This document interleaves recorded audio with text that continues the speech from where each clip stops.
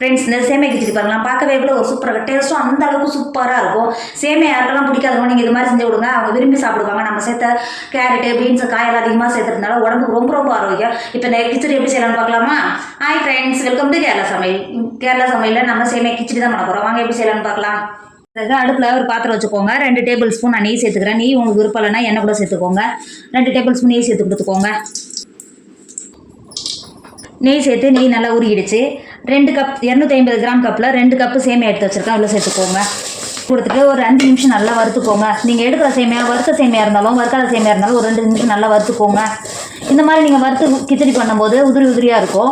நெய்யில் வறுக்கும்போது இதோட வாசனை இன்னும் நல்லா பல மடங்கு இருக்கும். டேஸ்ட்டும் நல்லா சூப்பராக இருக்கும். ஒரு 5 நிமிஷம் மட்டும் நல்லா வறுத்துக்கோங்க. ஃப்ரெண்ட்ஸ் இப்போ பாருங்கள், 5 நிமிஷத்தில் எந்த அளவுக்கு நல்லா வறுந்து வந்துருக்கு பார்த்தீங்களா? இந்த அளவுக்கு வருந்தாவே போதும். இப்போ வேறு ஒரு பாத்திரத்துக்கு மாற்றிக்கோங்க. அடுப்பில் அதே பாத்திரத்தை வச்சுட்டேன். 2 டேபிள் ஸ்பூன் எண்ணெய் சேர்த்துக்கோங்க.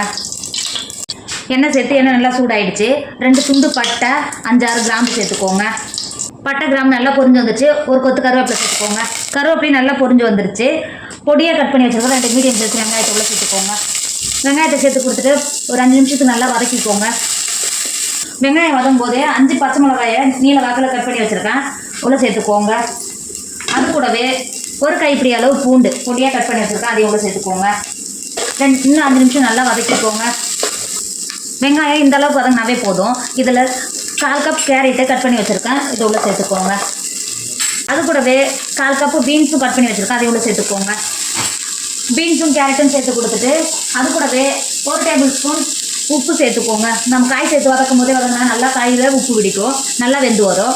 இது சேர்த்துட்டு கேரட்டும் பீன்ஸும் நல்லா சாஃப்டாக வதங்க வரைக்கும் நல்லா வதக்கிக்கோங்க. இப்போ பாருங்கள், கேரட்டும் பீன்ஸும் நல்லா வதங்கி வந்துருச்சுங்க பார்த்தீங்களா? இந்த அளவுக்கு வதங்கினாவே போதும். நம்ம ஏற்கனவே வறுத்து எடுத்து வச்சுருக்கோம்ல, சேமியா உள்ளே சேர்த்துக்கோங்க. சேமியா உள்ளே சேர்த்து கொடுத்துட்டு அது கூடவே 1 கப் சேமியாவுக்கு 1.25 கப்பு தண்ணி சேர்த்துக்கோங்க.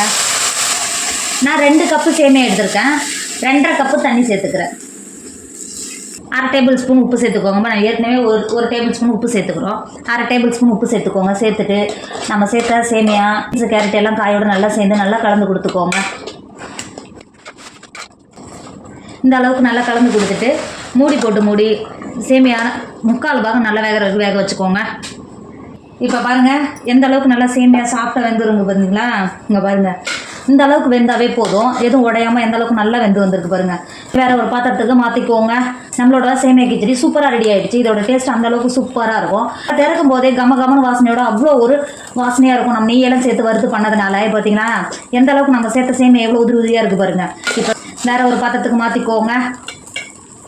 ஃப்ரெண்ட்ஸ், நம்மளோட சேமியா கிச்சடி சூப்பராக ரெடி ஆகிடுச்சு. இதோட டேஸ்ட் அந்தளவுக்கு சூப்பராக இருக்கும். இப்போ ஸ்கூல் போகிற பிள்ளைங்களுக்கு காலையில் எழுந்து சீக்கிரமாகவே செஞ்சு கொடுக்கலாம், நல்லா ஹெல்த்தியாகவும் இருக்கும். கண்டிப்பாக நீங்களும் ட்ரை பண்ணுங்கள், டேஸ்ட் அந்தளவுக்கு சூப்பராக இருக்கும். இந்த வீடியோ உங்களுக்கு பிடிச்சிருந்தா உங்கள் ஃப்ரெண்டு உங்கள் ஃபேமிலிக்கு ஷேர் பண்ணுங்கள். மறக்காமல் கேரளா சமையல் சப்ஸ்கிரைப் பண்ணிக்கோங்க. தேங்க்யூ.